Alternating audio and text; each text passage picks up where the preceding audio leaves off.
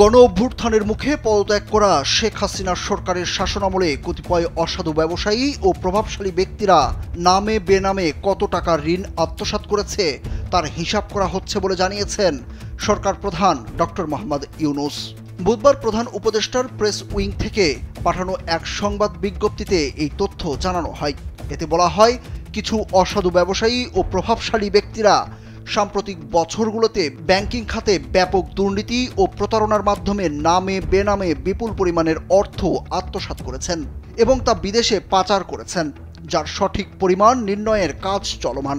এই আত্মসাৎকৃত অর্থের পরিমাণ লক্ষাধিক টাকার ওপরে মর্মে ধারণা করা যায় বলে বিজ্ঞপ্তিতে উল্লেখ করা হয়।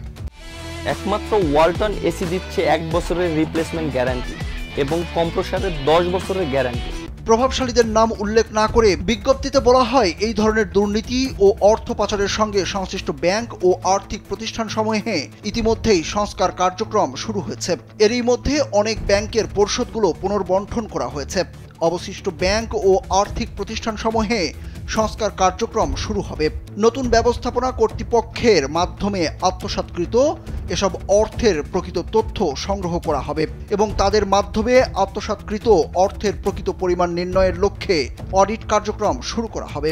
অর্থ আত্মসাৎকারীদের বিচারের প্রতি সরকারের কঠোর মনোভাবের ইঙ্গিত করে প্রধান উপদেষ্টার দপ্তর থেকে বলা হয়, ব্যাংকসমূহের নতুন ব্যবস্থাপনা কর্তৃপক্ষ বাংলাদেশ ব্যাংকের BFIU, CID ও দুদকের সহায়তা নিয়ে আত্মসাৎকারীদের স্থানীয় সম্পদ অধিগ্রহণ ও বিদেশে পাচারকৃত অর্থ ফেরত আনার মাধ্যমে আত্মসাৎকৃত অর্থ পুনরুদ্ধারে কাজ শুরু হয়েছে। অর্থ ফেরত আনার বিষয়ে বিদেশি বিভিন্ন সংস্থার সহায়তা চেয়ে ইতিমধ্যেই যোগাযোগ শুরু করেছে সরকার।